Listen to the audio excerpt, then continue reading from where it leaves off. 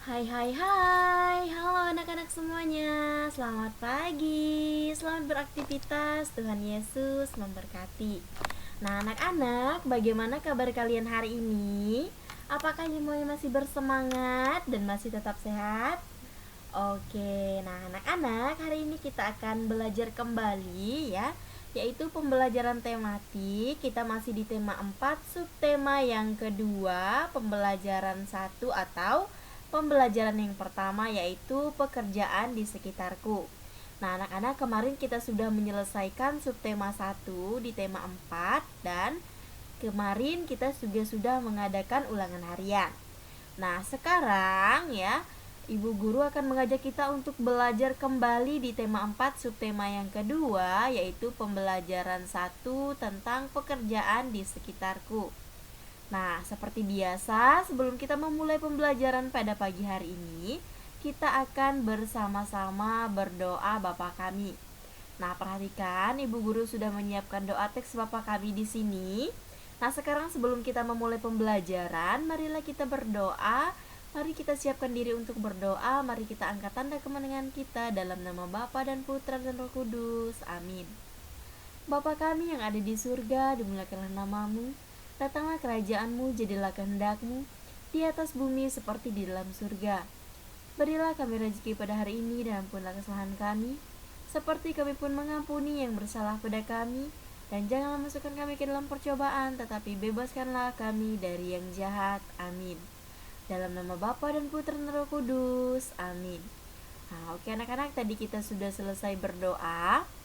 Nah, sekarang langsung saja kita masuk materi yang pertama. Tetapi sebelum kita masuk ke materi yang pertama, Ibu Guru akan menjelaskan beberapa materi yang akan kita pelajari pada pagi hari ini. Nah, sebelumnya perhatikan di sini ada beberapa tujuan pembelajaran ya. Yang pertama, menjelaskan alasan dari penilaian cerita secara lisan dan tulisan. Nah, kemudian yang selanjutnya, memberikan pendapat tentang sikap tokoh dari cerita yang dibaca dengan terperinci. Kemudian, menilai unsur cerita atau pesan moral berdasarkan pendapat pribadi dengan tepat. Nah, itu adalah beberapa tujuan pembelajaran kita hari ini, dan di sini ada 2 materi ya. Nah, perhatikan di sini materi yang pertama itu adalah mata pelajaran bahasa Indonesia. Materinya tentang unsur intrinsik dalam cerita. Kemudian mata pelajaran yang kedua itu adalah IPA atau ilmu pengetahuan alam. Materinya itu tentang dampak teknologi dalam pengolahan SDA atau sumber daya alam. Nah, kemudian yang ketiga, materi yang ketiga itu adalah mata pelajaran IPS atau ilmu pengetahuan sosial. Materinya itu tentang jenis pekerjaan dalam suatu kegiatan ekonomi. Nah, anak-anak, ini adalah materi yang akan kita pelajari di tema 4 subtema 2 pembelajaran yang pertama. Nah, sekarang langsung saja kalian buka buku LKS-nya. Itu halaman 42 sampai 43 ya. Nah, materi yang pertama itu adalah tentang unsur intrinsik. Nah, pada pembelajaran 6 kemarin, kita juga sudah membahas apa itu unsur intrinsik dan unsur ekstrinsik. Nah, sekarang unsur intrinsik itu adalah unsur-unsur yang dapat kita temukan dalam sebuah cerita yang menjadi bagian dalam sebuah karya sastra. Nah, di sini dalam karya sastra terdapat beberapa unsur intrinsik ya. Nah, yang pertama itu adalah tema. Nah, tema itu ya, dia berisi tentang ide, tujuan atau makna yang terkandung dalam sebuah cerita tersebut. Nah, di mana di sini tema ini adalah yang menjadi dasar dari sebuah cerita atau inti cerita ya. Nah, kemudian selain tema ada juga yang disebut dengan tokoh. Nah, tokoh ini adalah orang yang berperan atau orang yang ada di dalam cerita tersebut atau pelaku dalam cerita tersebut. Nah, di sini tokoh merujuk pada individu-individu yang ada di dalam cerita. Nah, kemudian di sini Berdasarkan segi peranan atau tingkat pentingnya tokoh itu terdapat ada tokoh utama. Nah, tokoh utama itu maksudnya adalah tokoh yang paling banyak muncul di dalam cerita tersebut. Kemudian ada yang dinamakan dengan tokoh tambahan. Nah, tokoh tambahan itu adalah tokoh yang sedikit muncul dan hanya untuk melengkapi saja, ya. Jadi tokoh tambahan ini tidak seperti tokoh utama yang selalu muncul pada cerita tersebut. Nah, tokoh tambahan ini dia hanya muncul beberapa kali saja ya untuk melengkapi dari tokoh pertama tadi. Nah, kemudian selain itu ada yang disebut dengan tokoh sampingan. Nah, tokoh sampingan ini maksudnya adalah tokoh yang paling sedikit muncul di dalam cerita yang ditampilkan. Nah, selanjutnya itu adalah penokohan. Nah, tokoh dan penokohan ini berbeda ya anak-anak. Kalau penokohan ini dia adalah penggambaran mengenai tokoh atau pelaku dalam cerita. Nah, penokohan ini dibagi menjadi dua. Ada penokohan analitik dan penokohan dramatik.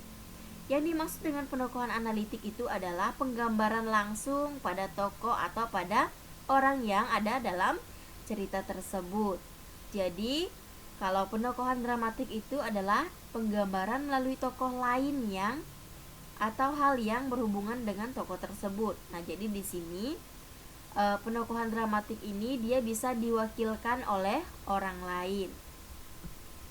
Nah, kemudian yang selanjutnya ada yang disebut dengan alur. Nah, alur ini adalah urutan atau rangkaian ya peristiwa yang terjadi di dalam cerita tersebut kemudian membentuk sebuah cerita. Nah, berdasarkan urutannya ya ada waktunya ya, kemudian ada alur maju, alur mundur. Nah, itu tentang alur. Kemudian yang selanjutnya adalah latar. Latar itu adalah lingkungan yang melingkupi sebuah peristiwa dalam cerita. Latar itu misalnya tempat terjadinya suatu peristiwa, kemudian kapan ya waktu. Kemudian sosial dan suasananya itu seperti apa dalam cerita tersebut. Nah, itu yang dimaksud dengan latar. Kemudian yang selanjutnya itu adalah sudut pandang. Nah, sudut pandang ini maksudnya posisi pengarang dalam cerita atau cara pandang yang digunakan pengarang untuk menyajikan cerita tersebut. Ya. Kemudian yang selanjutnya adalah gaya bahasa. Gaya bahasa adalah cara pengarang menggunakan bahasa untuk menyampaikan atau menjelaskan isi, maksud, dan tujuan dari cerita yang ditampilkan tadi. Kemudian yang selanjutnya itu adalah amanat. Nah, amanat itu adalah pesan atau sesuatu yang ingin disampaikan dalam sebuah cerita tadi. Nah, jadi amanat ini dapat berupa pesan atau nilai moral yang ada dalam sebuah cerita tersebut yang bisa kita jadikan sebagai contoh dalam kehidupan kita sehari-hari atau bisa kita terapkan ya. Nah, itu adalah unsur-unsur intrinsik di dalam sebuah cerita. Nah, sekarang kita akan lihat materi di halaman 45 sampai 46. Nah, itu adalah materinya tentang IPA, yaitu dampak teknologi dalam pengolahan sumber daya alam. Nah, di sini ada contoh pemanfaatan SDA atau sumber daya alam.